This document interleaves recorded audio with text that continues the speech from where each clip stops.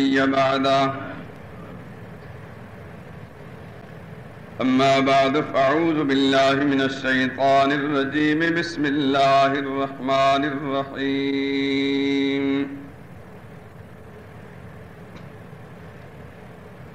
وإذ قال الله يا عيسى ابن مريم أأنت قلت للناس اتخذوني وأمي إلهين من دون الله قال سبحانك ما يكون لي أن أقول ما ليس لي بحق إن كنت قلته فقد علمته تعلم ما في نفسي ولا أعلم ما في نفسك إنك أنت علام الغيوب ما قلت لهم إلا ما أمرتني به أن اعبدوا الله ربي وربكم وكنت عليهم شهيدا ما دمت فيهم فلما توفيتني كنت أنت الرقيب عليهم وأنت على كل شيء شهيد إن تعذبهم فإنهم عبادك وإن تغفر لهم فإنك أنت العزيز الحكيم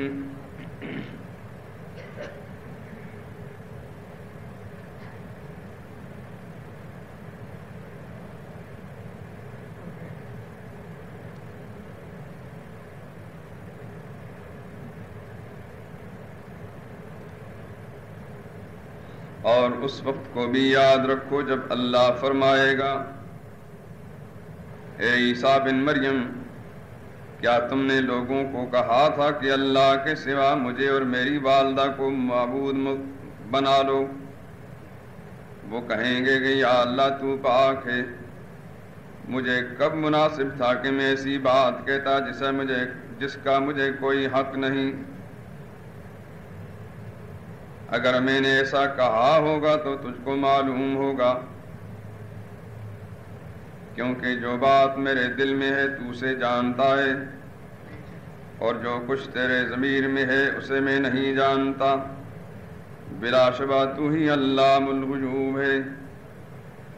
میں نے ان سے کچھ نہیں کہا بجز اس کے جس کا تو نے مجھے حکم دیا، وہ یہ کہ تم اللہ کی بندگی کرو جو میرا اور تمہارا سب کا پروردگار ہے۔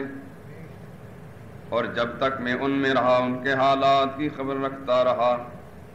جب تو نے مجھے دنیا سے اٹھا لیا تو تو ہی ان کا نگران تھا، اور تو ہر چیز پر حاضر ناظر ہے۔ اگر تو ان کو عذاب دے تو یہ تیرے بندے ہیں، اور اگر بخش دے تو تیری مہربانی ہے۔ بلا شبہ تو غالب اور حکمت والا ہے۔ سبحان ربک رب العزت عما یصفون وسلام علی المرسلین والحمد للہ رب العالمین۔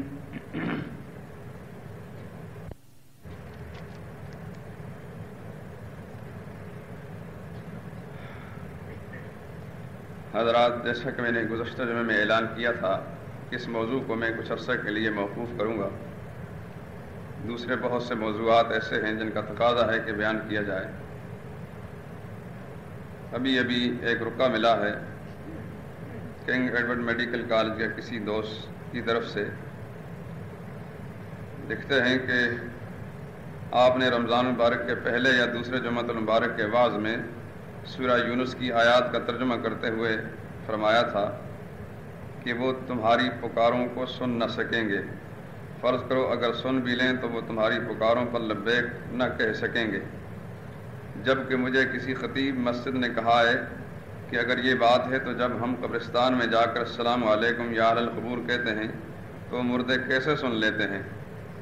براہ کرم اس کا قرآن اور سنت کی روشنی میں صحیح نظریہ بتائیے تاکہ ہم سب لوگوں کو صحیح حقیقت کا ادراک ہو۔ وہ جو آیات میں نے تلاوت کی تھی سورہ یونس کی نہیں ہیں، وہ 22ویں پارہ کی ایک سورت کی آیتیں ہیں۔ بہرحال یہ ایک ضرورت پیش آئی ہے، اس کی بنا پر میں نے مناسب سمجھا کہ ان شبہات کا بھی ازالہ کر دوں۔ اسی لیے میں نے سورہ مائدہ کے آخر رکوع کی آیات تلاوت کی ہیں۔ میرے دوستوں اور بزرگوں، دنیا میں جتنی قومیں بھی اس بیماری میں مبتلا ہوئی، جس کا میں گزشتہ بیانات میں بار بار ذکر کر چکا ہوں، اور یہ ایسی بیماری ہے جو دنیا میں کینسر سے بھی زیادہ خطرناک ہے۔ اللہ تعالیٰ سے ہمیشہ دعا مانگتے رہا کریں، اللہ اس بیماری میں کسی کو مبتلا نہ کرے۔ موت تو بہرحال حقیقت ہے، صحت مند اور تندرست انسان کو پر موت آ جائے گی، اور بیماری میں مبتلا ہونے والے پر بھی جس طرح بھی اللہ کی مرضی ہے عافیت کے ساتھ دنیا میں رکھے اور ایمان کے ساتھ دنیا سے لے جائے، لیکن اللہ اس شرک کی بیماری میں کسی کو مبتلا نہ کرے۔ یہ بیماری جب کسی کو لگ جاتی ہے تو صحیح بات یہ ہے کہ اس کا دماغ بھی خراب ہو جاتا ہے۔ اللہ سب کو قرآن کی سمجھ عطا فرمائے۔ قرآن کی جب سمجھ میں آئے گی بات تو پھر ہر بات پوری طرح نکھر کر سامنے آ جائے گی۔ اقوام عالم جو دنیا میں اس بیماری میں مبتلا ہوئیں، ان کے اندر ایک خاص قسم کا نظریہ مشترکہ طور پر اس زمانے سے لے کر آج تک پایا جاتا ہے، اور پہلے بھی یہی نظریہ تھا اور آج بھی ہے۔ وہ یہ کہ جن جن کو بھی وہ اللہ کے سوا حاجت روا یا مشکل کشا سمجھ کر پکارتے رہے، ان کے بارے میں ان کا یہ ذہن رہا کہ وہ اگر دنیا سے چلے گئے ہیں تب بھی،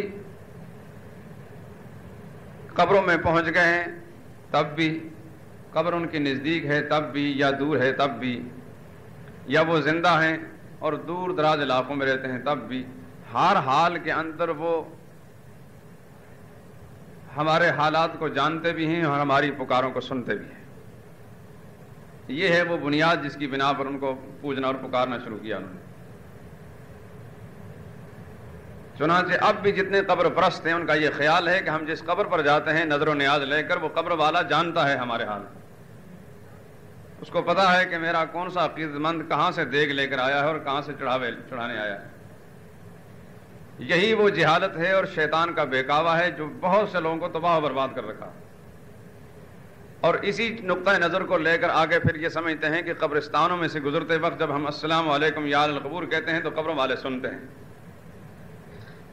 شاید جس نوجوان نے مجھے یہ رکا لکھا ہے اس کو بھی یہ شبہ خود پڑ گیا، اور مغالطہ ڈالنے والے نے تو اپنا کام کر دیا۔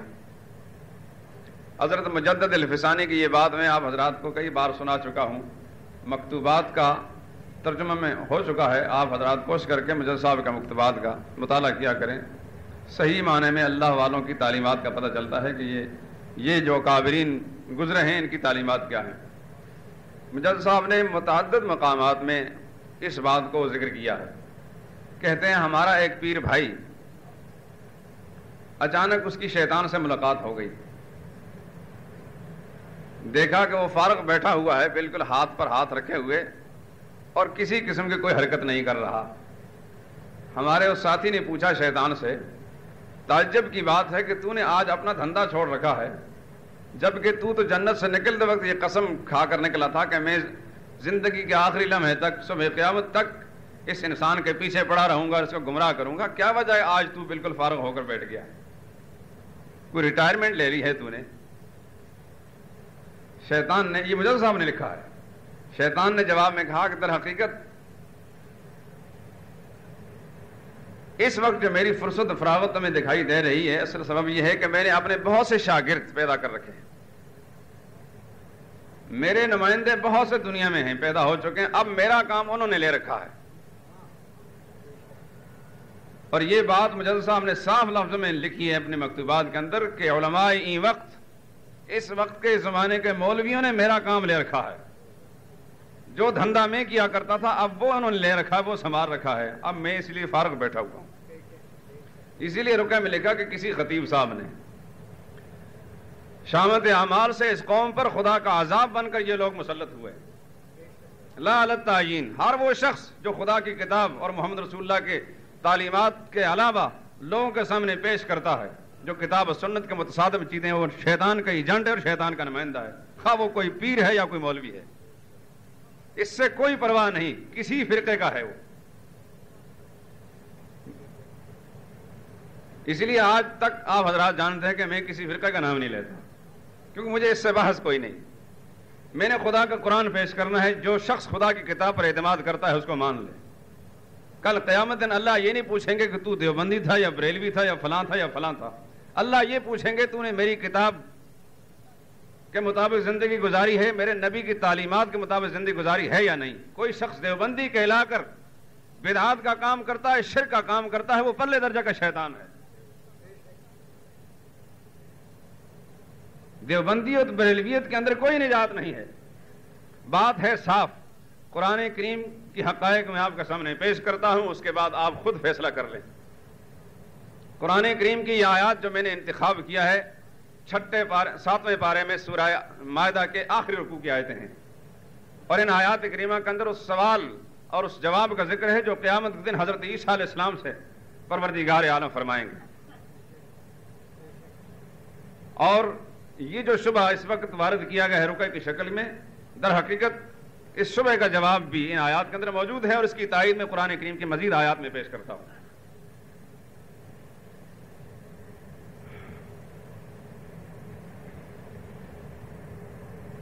عیسیٰ علیہ السلام، ان کے بارے میں سب جانتے ہیں کہ ایک بڑا طبقہ انسانوں کا ایسا ہے جنہوں نے عیسیٰ علیہ السلام کو خدا یا خدا کا بیٹا بنا لیا۔ ظاہر ہے کہ یہ نظریہ ان کے ساتھ قائم کرنے والے، انہوں نے ان کو حاجت روا اور مشکل کشا سمجھا۔ اب بھی عیسائیوں کا یہی نقطہ نظر ہے، جس عیسائی سے بات کریں وہ کہتا ہے ہمارا نجات دہندہ آئے گا، ہمیں کوئی کام کرنے کی ضرورت نہیں، بس ہماری نسبت ہی کافی ہے، وہ ہمیں پار کر دے گا۔ خداوند یسوع مسیح آج تک دنیوی طور پر یہ قوم بہت ترقی کرنے کے باوجود اعتقادی طور پر انتہائی پستی کے اندر مبتلا ہے، مذہبی اعتبار سے انتہائی ذلت کے عمیق گڑھوں کے اندر گری ہوئی ہے۔ لیکن ہمارے نام نہاد کلمہ گو مسلمان بھی کچھ ان سے پیچھے نہیں ہیں۔ عیسائیوں نے حضرت عیسیٰ علیہ السلام کو خدا، 3 خداؤں میں سے ایک یا خدا کا بیٹا قرار دے کر حاجت روا اور مشکل کشا سمجھ رکھا۔ وہ یہ سمجھتے ہیں ہم یہاں جو کچھ کرتے ہیں ان کو پتہ چلتا ہے، علیم بھی سمجھتے ہیں، خبیر بھی اور سمیع بھی سمجھتے ہیں، سنتے بھی ہیں، جانتے بھی ہیں، خبر بھی رکھتے ہیں ہمارے اعلیٰ۔ یہ سب چیزیں اللہ کے علم میں موجود ہیں کہ لوگوں نے عیسیٰ کے ساتھ کیا سلوک کیا، جب وہ اس دنیا میں تھے تو ان کے ساتھ کیا سلوک کیا، جب اللہ نے اٹھا لیا تو اس کے بعد لوگوں کا کیا نظریہ ہوا۔ اللہ تعالیٰ قیامت کے دن عیسیٰ علیہ السلام کو ساری انسانیت کے روبرو کھڑا کر کے سوال پوچھیں گے۔ اور ایک بات اس سے پہلے یہ بھی ذکر کر دوں کہ اسی سورہ مائدہ کی آیت نمبر 109 اپنی جگہ جا کر تلاوت فرما لیجئے اور ترجمہ بھی غور سے دیکھ لیجئے۔ اس کے اندر اللہ تعالیٰ نے تمام انبیاء کرام کا نام لے کر فرمایا ہے، یوم یجمع اللہ الرسل فیقول ماذا اجبتم۔ اس دن کو یاد کرو جب اللہ سارے رسولوں کو جمع فرمائیں گے۔ یجمع اللہ الرسل فیقول ماذا اجبتم، ان سے پوچھیں گے میرے رسولو پیغمبرو تم بتاؤ تمہیں دنیا میں کیا جواب ملا تھا، لوگوں نے کس طرح تمہیں مانا تھا، کس طرح مانے گئے دنیا میں، لوگوں نے تمہارے بارے میں کیا نظریے اور عقیدے قائم کر رکھے تھے۔ خدا کے پیغمبر جواب میں فرمائیں گے قالوا لا علم لنا، یہ قرآن ہے، قالوا لا علم لنا انک انت علام الغیوب، پروردگار عالم ہمیں کچھ پتا نہیں۔ جب تک ان کے اندر موجود رہے، ان کے حالات کو دیکھتے رہے، اس وقت تک کے بارے میں تو بتا سکتے ہیں جب تو نے اے اللہ ہمیں اس دنیا سے اٹھا لیا، اس کے بعد لا علم لنا، ہمیں کچھ پتہ نہیں۔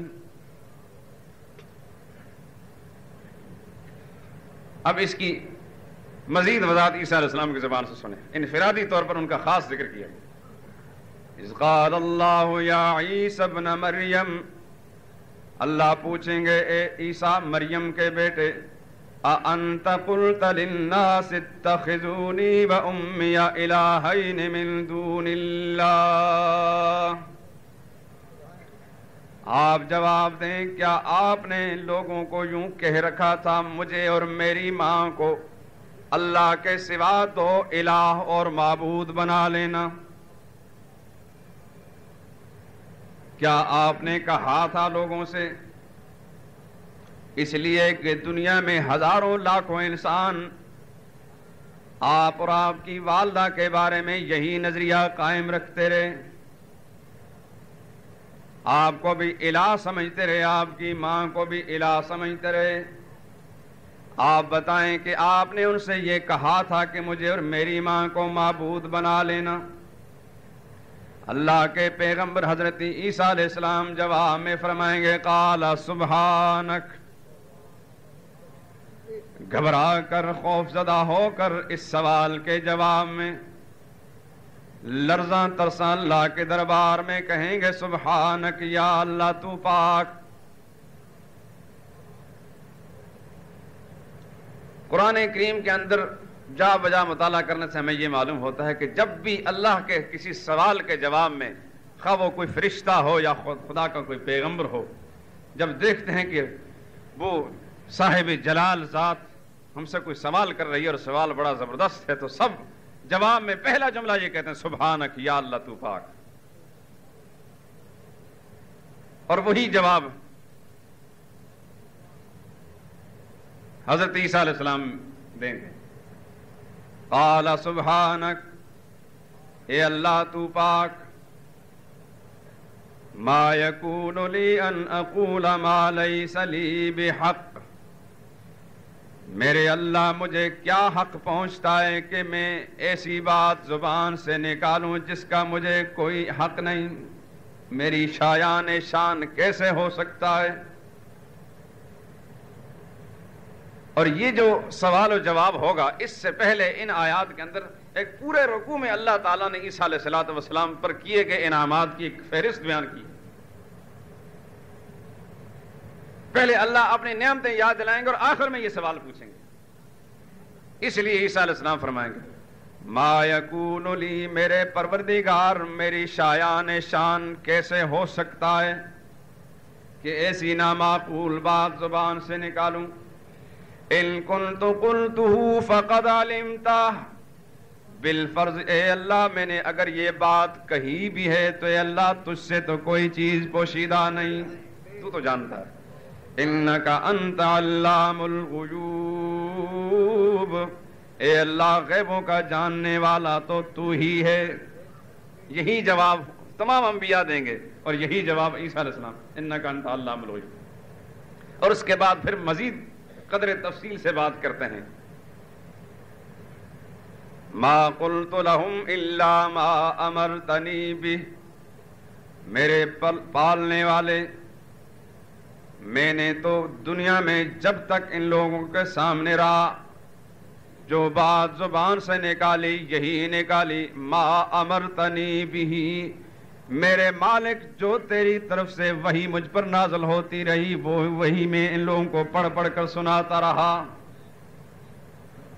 ان اعبدوا اللہ ربی و ربکم، میرا پیغام آخری لمحے تک یہی تھا اے لوگو اللہ ہی کی بندگی کرو جو میرا بھی پالنے والا ہے اور تمہارا بھی۔ فلما توفیتنی، میرے پروردگار جب تک ان کے اندر موجود رہا اسی بات کی دعوت دیتا رہا، لیکن جب تو نے مجھے اٹھا لیا توفیتنی، مجھے اپنے قبضے میں لے لیا، کنت انت الرقیب علیہم، اس کے بعد ان کے حالات کا تو ہی نگران و نگہبان تھا۔ کیونکہ انک وانت علی کل شیء شہید، اس لیے کہ تیری شان ہی ہے کہ تو ہر وقت ہر کسی کے حالات پر حاضر و ناظر ہے.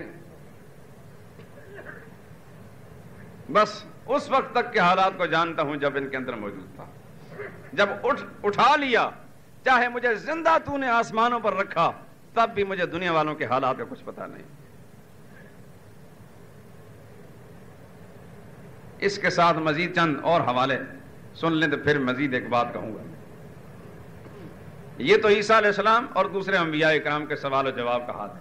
آئیے قرآن کریم سے اولیاء اللہ کے ساتھ اللہ نے قیامت دن جو مکالمہ کرنا ہے، گفتگو کرنا ہے، اس کا حال بھی دیکھ لیتے ہیں. انبیاء اور اولیاء اللہ کی مقدس ترین مخلوق یہی تو ہے. اس کے بعد پھر اور کسی کی بات کا کیا اعتبار ہو سکتا ہے؟ انہوں نے جو کچھ فیصلے کر دیے ہیں وہی صحیح ہیں. اس کے مقابلے میں کوئی پیر اور کوئی مولوی، کوئی اللہ تعالی کسی قسم میں بات کرے گا، اس کا کوئی اعتبار بھی نہیں. مجدد صاحب کے الفاظ کے اندر وہ شیطان کا ایجنٹ اور نمائندہ تو ہو سکتا ہے، مگر وہ عالم دین کہلانے کا حقدار نہیں ہے. عالم دین وہی ہے جو خدا کے دین کو پھیلائے گا.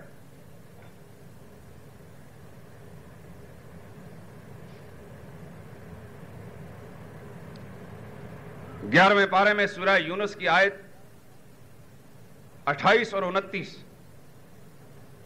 اس کو بھی پڑھ کر دیکھ لیجئے.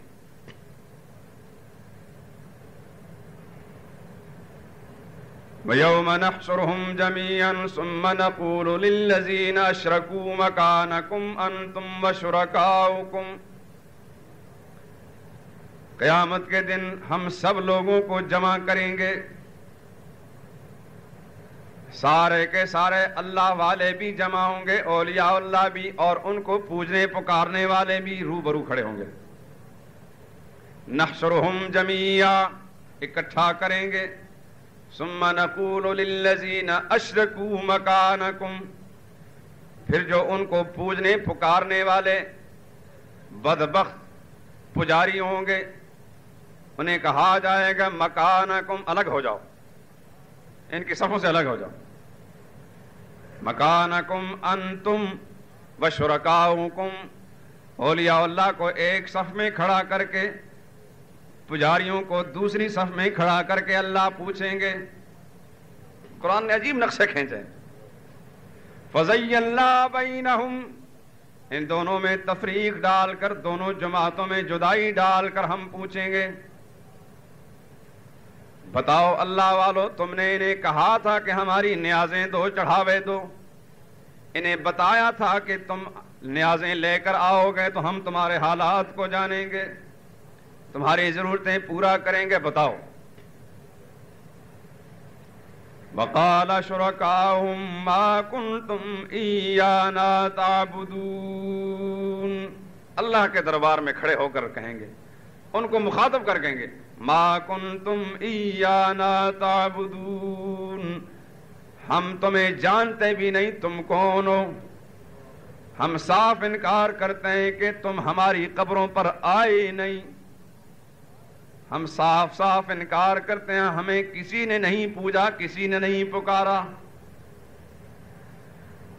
پجاری یہ کہیں گے حضرت جی جان دو، کیوں مروا رہے ہو سانو؟ خدا دا واسطہ جو کچھ کمایا دیگوں کی شکل میں آپ کے مزاروں پر لٹاتے رہے. اللہ کے نام پر کسی کو ایک قطرہ صحیح دودھ کا نہیں دیا، لیکن آپ کے نام کے چڑھاوے اور 11ویں کی شکل میں خالص دودھ ہر مہینے پہنچاتے رہے. کسی جمعرات کو حاضری دینے سے ناغا نہیں کیا، نمازیں تو نہیں پڑھی، روزے نہیں رکھے، مگر آپ کے درباروں پر لازماً حاضری دیتے رہے. کیوں مروا رہے ہو آپ کہتے ہیں کہ ہمیں یہاں کوئی آیا نہیں، ہم تو کچھ اور امیدیں لیے بیٹھے تھے. ان کا جواب سنیں. وَكَفَى بِاللَّهِ شَهِيدًا بَيْنَنَا وَبَيْنَكُمْ، تم اگر کہتے ہو کہ ہم تمہارے مزاروں پر جاتے آتے رہے، نظریں نیازیں چڑھاتے رہے، سن لو اللہ کے روبرو کھڑے ہو کر خدا کی قسم اٹھا کر کہتے ہیں کفا باللہ شہیدم بیننا و بینکم، اللہ ہمارے اور تمہارے درمیان اس وقت حاضر و ناظر دیکھ رہا ہے، سن رہا ہے، ان کننا عن عبادتکم لغافلین، ہمیں تمہارے آنے کی سرے سے خبر ہی نہیں، پکارنے کی خبر ہی نہیں، نظریں نیازیں دینے کی کوئی خبر نہیں، ہمیں کیا پتا کون آیا کون نہیں آیا۔ ہم قسم اٹھا کر خدا کے دربار میں کہتے ہیں، جھوٹ نہیں بولتے، کیونکہ سچے لوگ ہیں، اس دنیا میں بھی سچے رہے، وہاں بھی سچ کہیں گے۔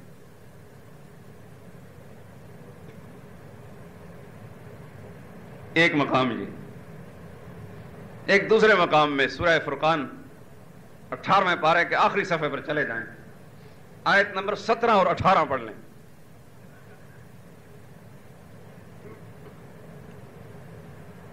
وَيَوْمَ يَحْشُرُهُمْ وَمَا يَعْبُدُونَ مِن دُونِ اللَّهِ، اللہ ان ولیوں کو بھی اکٹھا کریں گے، ان کے پجاریوں کو بھی، اور اللہ اس وقت اولیاء اللہ سے پوچھیں گے، اپنے ولیوں سے سوال کریں گے۔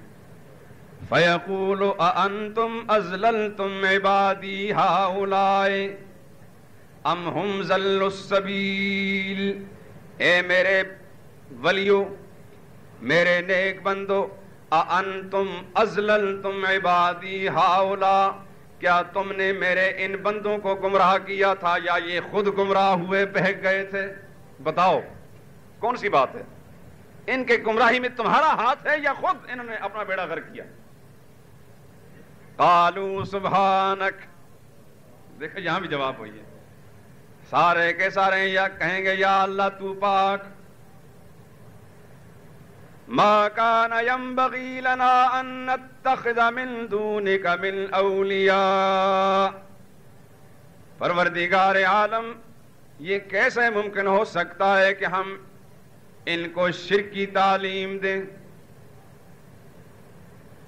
ہم نے تو جب تک دنیا میں زندہ رہے اپنے لیے بھی یا اللہ تیرے سوا کسی کو حاجت روا مشکل کشا نہیں سمجھا، ان کو ہم کیسے اس شرک کی تعلیم دے سکتے ہیں؟ اصل بات یہ ہے پروردگار عالم وَلَٰكِن مَتَّعْتَهُمْ وَآبَاءَهُمْ، اس آیت سے بڑی پوری تفصیلی روشنی پڑتی ہے لوگوں کے عقیدوں پر۔ وَلَٰكِن مَتَّعْتَهُمْ وَآبَاءَهُمْ، بات دراصل یہ رب العالمین شیطان کے بہکاوے میں آ کر، گمراہ پیروں اور مولویوں کے بہکاوے میں آ کر یہ شرک کرتے رہے اور نام ہمارا لیتے رہے، مزاروں درباروں سے جا کر اولاد مانگتے رہے، شفا مانگتے رہے، غنا مانگتے رہے، گمراہی کے کام میں پھنسے رہے۔ متعتہم، اے اللہ تیری شان کریمی پر قربان جائیں، لیکن تو ان کے کام بناتا رہا۔ یہ بدبخت سمجھتے رہے کہ وہاں سے اولاد ملی، یا اللہ اولاد تو دیتا رہا۔ متعتہم، تو ان کو فائدے دیتا رہا۔ وآباءہم، ان کے باپ دادے پیچھے سے اسی گمراہی مبتلا رہے، تو ان سب کو فائدے پہنچاتا رہا، یہ بھٹکتے رہے۔ یا اللہ اگر اسی وقت جب انہوں نے گمراہی کی لائن پر چلنا شروع کیا اگر تو گرفت میں لے لیتا تو ان کو سمجھ میں آ جاتی، مگر تیری شان بے نیازی ہے، مستغنی ذات ہے تیری، ہم کیا جانے تیری حکمتوں کو۔ تو ان کو فائدے دیتا رہا، یہ شرک میں پکے ہوتے رہے۔ وَكَانُوا قَوْمًا بُورًا، یہ تھے ہی بدبخت۔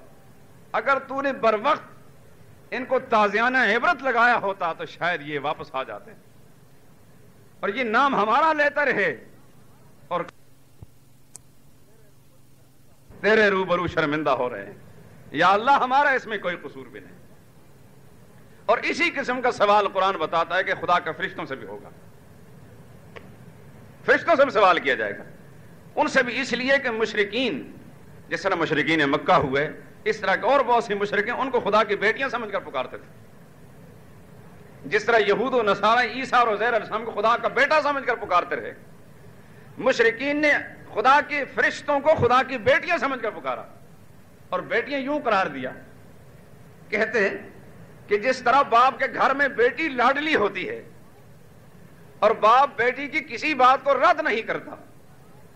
ہم گنہگار پاپی ہیں، ہماری تو خدا سنتا نہیں، اور یہ خدا کی بیٹیاں اور لاڈلیاں ہیں. ہم انہیں پکاریں گے اور یہ ہمارے کام خدا سے کروائیں گے. یہ ایسا ہی جیسا کہ زمانہ حال کے مشرک یہ کہتے چلے جاتے ہیں اساڑیاں نہیں سنتا نہیں تنا دیا موڑتا نہیں.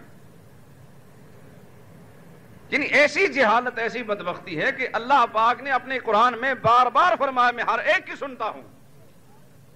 مجھے پکار کر دیکھے تو صحیح، کوئی دور سے بھی سنتا ہوں، نزدیک سے بھی سنتا ہوں. سب نبی ولی مجھے پکارتے رہے، ہر مصیبت ہر حاجت میں مجھے پکارتے رہے. یونس علیہ السلام مچھلی کے پیٹ میں پھنسے تو مجھے پکارا. ایوب علیہ السلام بیماری میں مبتلا ہوئے تو مجھے پکارا. زکریا علیہ السلام بے اولادی کی حالت میں پریشان ہوئے تو مجھے پکار کر اولاد حاصل کی. ہر ایک اللہ والے نے مجھے پکارا، میں ان کی پکاروں کو سنتا رہا. آج بھی میرا اعلان یہ ہے ادعونی استجب لکم، مجھے پکارو تمہاری پکاروں کو سنوں گا. مگر کیسے بدبخت، مجھے پکارو تمہاری پکاروں کو سنوں گا. مگر کیسے بدبخت ہیں، کہتے ساڑیاں سندا نہیں. یہی حال مشرکین کا تھا کہ ساڑیاں سنتا نہیں تو فرشتے نہیں موڑتا نہیں. انہیں خدا کی بیٹیاں سمجھ کر پکارتے. اللہ فرشتوں سے بھی سوال کریں گے.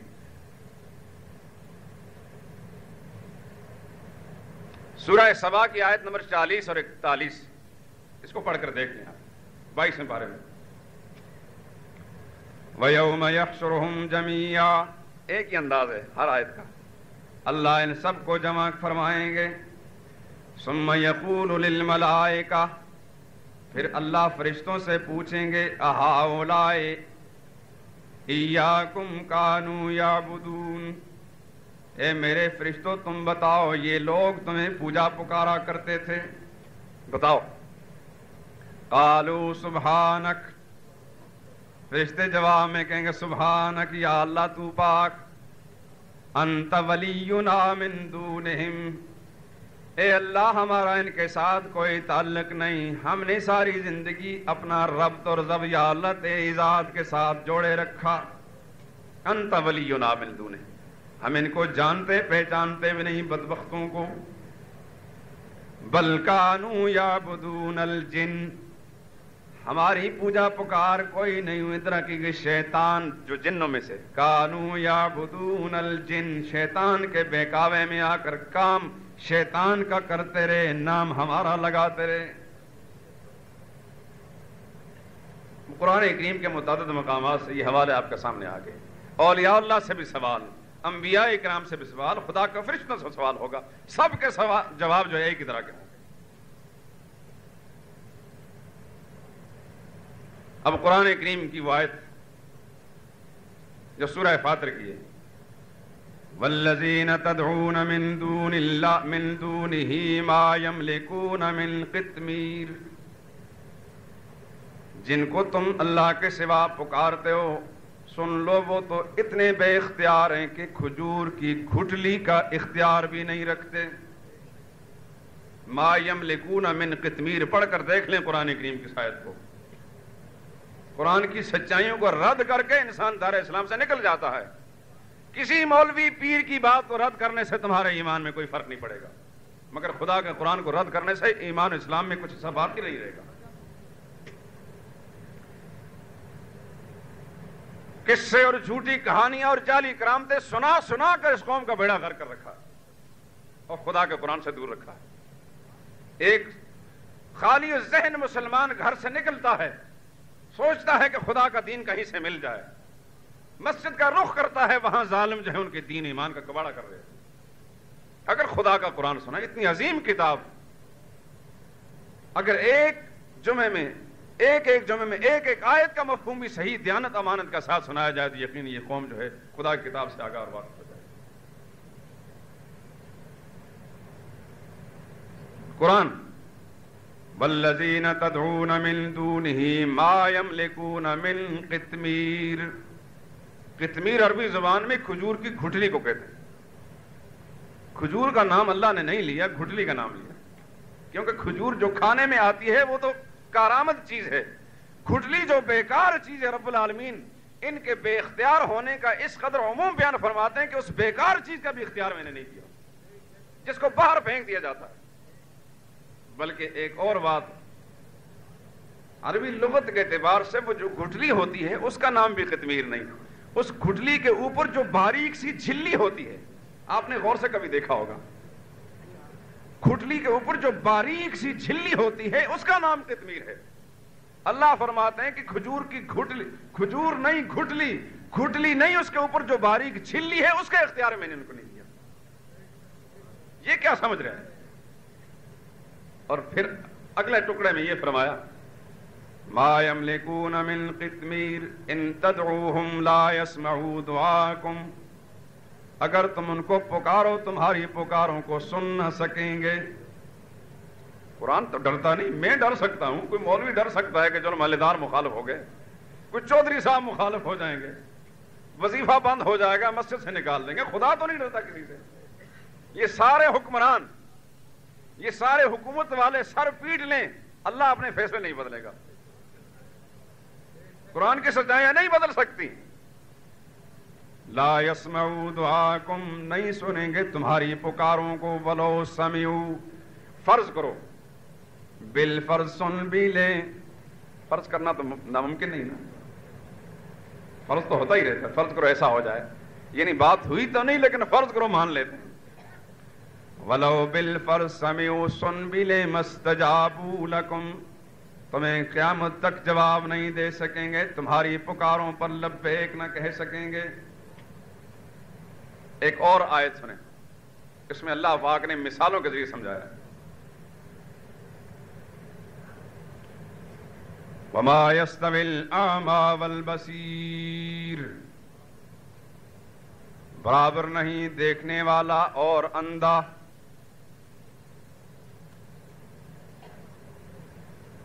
اندھا اور دیکھنے والا برابر ہیں؟ دیکھنے والا دیکھ رہا ہے اور نابینا نہیں دیکھ رہا. تقابل کر کے اللہ نے سمجھایا. وَلَا الظُّلُمَاتُ وَلَا النُّورُ، اندھیرا اور اجالا برابر نہیں. اندھیرا اندھیرا ہے، اجالا اجالا ہے. وَلَا الظِّلُّ وَلَا الْحَرُورُ، دھوپ اور چھاؤں برابر نہیں. بینا اور نابینا برابر نہیں. اندھیرا اور اجالا برابر نہیں، دھوپ اور چھاؤں برابر نہیں. وَمَا يَسْتَوِي الْأَحْيَاءُ وَلَا الْأَمْوَاتُ، اور برابر نہیں زندے اور مردے. پہلے اللہ نے تمہید باندھی، تمہید میں 3 مثالیں ذکر کر کے تم مانتے ہو دھوپ اور چھاؤں میں فرق، یہ بھی تسلیم کرتے ہو بینا اور نابینا میں فرق، یہ بھی جانتے اور اندھیرے اور جالے میں فرق، تو مان لو کہ ما یستوی الاحیاء ولا الاموات، مردے اور زندے میں بھی فرق. ان اللہ یسمع من یشاء، اللہ قادر مطلق ہے، جس چیز کو چاہے سنوا سکتا ہے. وہ چاہے تو پتھر سے بھی باتیں کروا سکتا ہے، چاہے لکڑی سے بھی باتیں کروا سکتا ہے. احد پہاڑ پر رسول اللہ فرماتے ہیں ہم جایا کرتے تھے، ایک پتھر ہمیں سلام کیا کرتا تھا. کھجور کا ستون مسجد نبوی کے اندر، جس کے ساتھ رسول اللہ ٹیک لگا کر خطبہ ارشاد فرماتے تھے، وہ بھی دم بھری مجلس کے اندر رویا تھا. یہ سب معجزات ہیں اور جو اللہ کی قدرت ہوتی ہے. ان اللہ یسمع من یشاء، اللہ جسے چاہے سنوا سکتا ہے، کوئی انکار کی بات نہیں. یہ تو خدا کی طاقت کا معاملہ ہے نا. وما انت بمسمع من فی القبور، اس آیت کو پڑھ کر دیکھیں. وما انت بمسمع من فی القبور، اے اللہ کے نبی، وما انت، خطاب تو حضور کو ہو رہا ہے نا، تو حضور صلی اللہ علیہ وسلم کو خطاب کر کے دنیا والوں کو سمجھایا جا رہا ہے. وما انت بمسمع، اور آپ بھی نہیں سنا سکنے والے، سنانے والے کس کو؟ من فی القبور، جو قبروں میں پڑے ہوئے ہیں. محمد رسول اللہ کو تو فرمایا آپ نہیں سنا سکتے، تو کیا میں سنا سکتا ہوں؟ ہم میں سے کسی کو مجال ہے ہم سنا سکتے ہیں. سرکار دو عالم صلی اللہ علیہ وسلم کے لیے اگر یہ قانون ہے تو دنیا میں کوئی پھر ایسا انسان نہیں جو اسے مستثنا ہو سکے. رہی یہ بات کہ قبرستان میں گزرتے وقت السلام علیکم یا القبور جو پڑھا جاتا ہے کیا اس کا مقصد سنانا ہے؟ یہ مسئلہ پہلے بھی بیان کر چکا ہوں. لیکن عجیب بات ہے کہ صحیح بات کبھی بھی کسی ذہن میں نہیں بیٹھتی اور غلط باتیں سب کو یاد ہو جاتی. یہ اس قدر المیہ ہے، قومی المیہ، کہ جھوٹی باتیں، جعلی کرامتیں، غلط قصے اور کہانیاں فوراً لوگ اخذ کر لیتے ہیں. خدا کا قرآن سنا کر تھک گئے لیکن قرآن کریم کی آیتیں یاد نہیں، ان کا مفہوم بھی یاد نہیں. یہ دعا رسول اللہ صلی اللہ علیہ وسلم نے اہل قبرستان کے لیے تعلیم دی ہے امت کو کہ جب کسی قبرستان میں سے گزرو یا کسی قبر کے پاس، ایک قبر ہو یا بڑا قبرستان ہو، تو یوں کہو السلام علیکم یا القبور من المسلمین والمسلمات والمؤمنین والمؤمنات انتم لنا سلف ونحن لکم تبع وانا انشاءاللہ بکم لاحقون. اللہ کی رحمتیں نازل ہوں تم پر، ایک قبر والے مسلمان مردوں عورتوں، مومن مردوں عورتوں، تم ہم سے پہلے چلے گئے، ہم تمہارے پیچھے پیچھے آنے والے ہیں، اللہ نے چاہا تو ہم ایک دن تمہارے ساتھ آ ملیں گے. یہ دعا رسول اللہ نے تعلیم دی ہے. اس دعا کا مقصد سنانا نہیں، یہ دعا ہے. دعا میں سنانا مقصود نہیں ہوا کرتا، دعا میں دعا کرانا مقصود ہوتا ہے. وہ رحمت خدا سے مانگی جاتی ہے، خدا پاک رحمت کے اثرات مچایا کرتا ہے. یہ کس قدر جاہلانہ تصور ہے. اور دیکھیے تھوڑی دیر کے لیے رک کر سوچئے، آپ جب میانی قبرستان میں داخل ہوں گے کتنے رقبے پر پھیلا ہوا ہے یہ قبرستان. سمجھ میں آ رہی نا سب کو بات؟ میں یہ بات سمجھ تو آپ کو مجھ سے زیادہ ہے، میں اپنی بات کو سمجھانے کے لیے اس لیے کہہ رہا ہوں. میانی قبرستان میں جب داخل ہوں گے تو ہر قبر کے پاس جا کر السلام علیکم یا القبور، السلام علیکم یا القبور کہتے ہیں یا کسی ایک جگہ میں کھڑے ہو کر کہتے ہیں؟ اگر سنانا مقصود ہے تو پھر تو ایک قبر والے نے تو سن لیا، باقی سب کے ساتھ ظلم ہوا. ان کو سلام کیوں نہیں کیا؟ سیدھی سی بات ہے نا. عقل خدا پاک نے یہ دی ہے، اس کو کیوں بیکار کر رکھا ہے؟ اس سے کیوں نہیں سوچتے؟ السلام علیکم یا القبور زیادہ سے زیادہ اتنی آواز سے کہیں گے جس آواز سے میں بول رہا ہوں. یہ آواز جو ہے اگر لاؤڈ سپیکر نہ ہو تو دروازے سے باہر سنی جا سکتی ہے؟ نہیں سنی جا سکتی. میانی قبرستان کتنا لمبا ہے؟ چلو اسی آواز سے آپ نے کہا تو 10-20 قبریں جہاں تک آواز پہنچی قبر والوں نے سن لی بات، ان کو تو پہنچ گیا فائدہ. اور جنہوں نے سنا نہیں وہاں تو اگر مسجد کی دیوار سے باہر زندہ آدمی بھی کھڑا ہو تو وہ بھی اس آواز کو نہیں سنتا. تو قبر کے اندر مان لیا کہ قبر کے اندر میت زندہ ہے، ایسا ہی زندہ ہے جیسے انسان، لیکن کم از کم کچھ پردہ تو ہے درمیان میں، کچھ مٹی ہے. اس کے سنانے کے لیے کوئی ضابطہ ہونا چاہیے، کوئی اتنی آواز تو ہونی چاہیے جس کو وہ سن سکے. وہ تو 10-20 قبروں والوں نے سن لیا، باقی اتنا لمبا چوڑا قبرستان جس میں مسلمان بھی کئی نیک لوگ بھی مدفون ہیں وہ تو رہے معروم، ان کے ساتھ یہ ظلم زیادتی کیوں روا رکھی؟ اب لازم ہے کہ ہر قبر کے پاس جاؤ اور سلام کرو.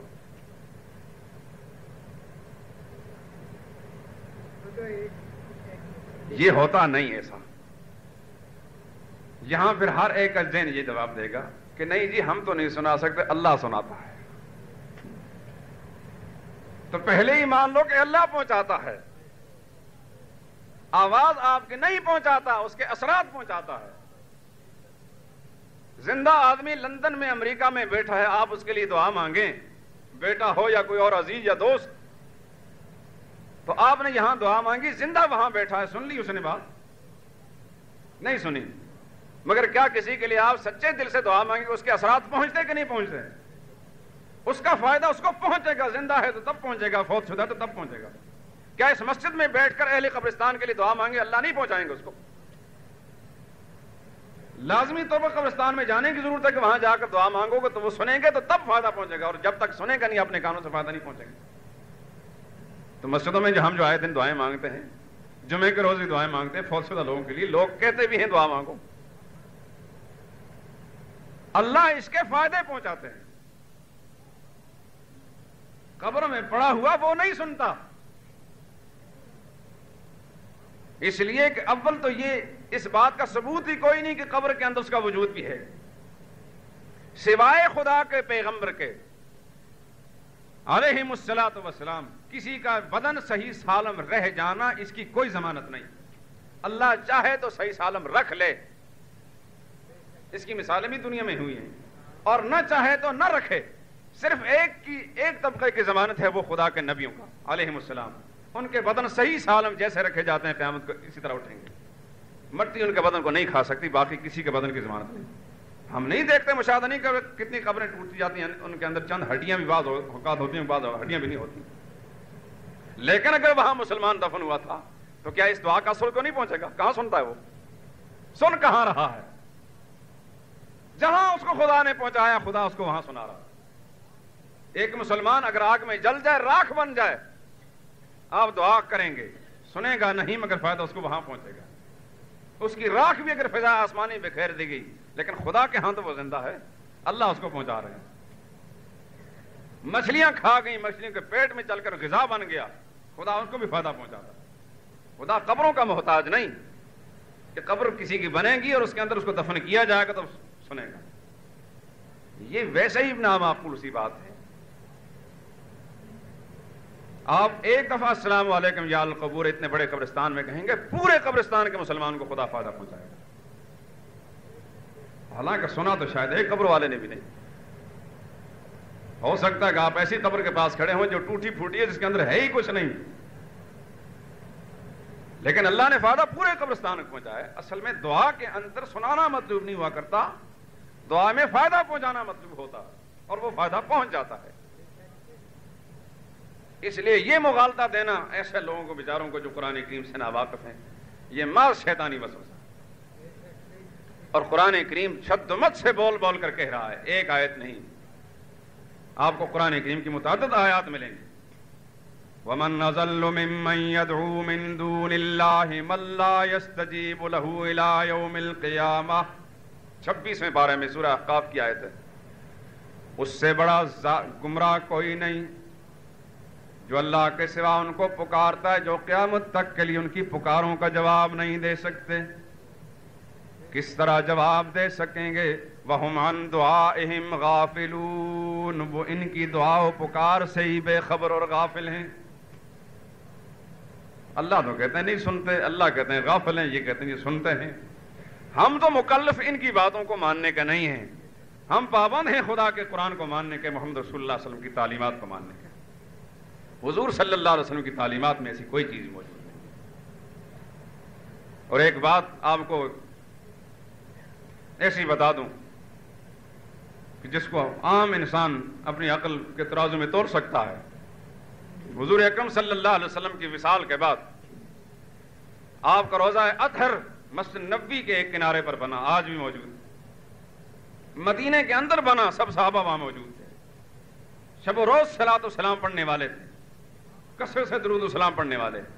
صحابہ اکرام کے بعض اوقات نزاع اور جھگڑے اٹھے، کوئی ایک نظیر، ایک مثال دنیا کی کسی کتاب سے نکال کر دی جائے کہ سیدنا حضرت علی رضی اللہ تعالیٰ عنہ نے، حضرت عثمان رضی اللہ تعالیٰ عنہ نے، کسی اور صحابی نے، ہزاروں صحابہ موجود تھے مسجد نبی کے اندر، مدینہ منورہ کے اندر، آ کر حضور صلی اللہ علیہ وسلم کی قبر اطہر کے پاس یوں پکارا، یا رسول اللہ، آپ تو سنتے ہی ہماری باتوں کو، باہر ہمارے جھگڑے ہو رہے ہیں، اس کا کوئی فیصلہ فرما دیجیے تاکہ ہمارے نزاع اور ہمارے جھگڑے ختم ہو جائیں۔ کوئی ایک نظیر دنیا کی کسی کتاب میں ملتی ہو، صحابہ سے تو اس قسم کا کوئی معاملہ نہیں ملتا، اس لیے نہیں ملتا کہ وہ نبی پاک صلی اللہ علیہ وسلم کے تربیت یافتہ اور تعلیم یافتہ تھا، انہیں مسئلہ معلوم تھا کہ قبر والوں سے جا کر سوال نہیں کیا جاتا، قبر والوں کو نہیں پکارا جاتا، چاہے وہ قبر خدا کے نبی کی کیوں نہ ہو۔ نبی کی قبر پر صلاۃ و سلام تو ہوگا، لیکن نبی کی قبر سے سوال و جواب نہیں ہوگا، ورنہ سوال و جواب ضرور کرتے ہیں۔ اگر خدا کے پیغمبر صلی اللہ علیہ وسلم کی قبر کے ساتھ صحابہ اکرام نے یہ معاملہ نہیں کیا تو پھر دنیا میں کوئی ایسی قبر نہیں ہو سکتی جس کے ساتھ یہ معاملہ کیا جاتا۔ بہرحال ایک شبہ تھا، ایک اعتراض تھا، سوال، اس کا میں نے جواب ذکر کر دیا۔ اس واسطے آج میں اپنے موضوع کو ختم کرتا ہوں، ختم بھائی معنی کہ اس کو میں موقوف رکھتا ہوں۔ مسئلہ تو اصل یہ ہے، یہ ختم ہوگا تو پھر دین ختم ہو جائے گا، اس کو موقوف رکھتا ہوں، آئندہ انشاءاللہ دوسرے کچھ موضوعات چھیڑوں گا۔ ابھی مسجد میں داخل ہوتے وقت ایک دوست نے کہا کہ میں اپنی اہلیہ کو ساتھ لے کر آیا ہوں، پردے کے مسئلے پر کچھ روشنی ڈالیں۔ انشاءاللہ العزیز اگلے جمعے ان کی اس فرمائش پر پردے کے مسئلے پر کچھ روشنی ڈالوں گا، اور اس کے بعد دوسرے موضوعات ہوں گے۔ سبحانک اللہم و بحمدک اشہد ان لا الہ الا انت۔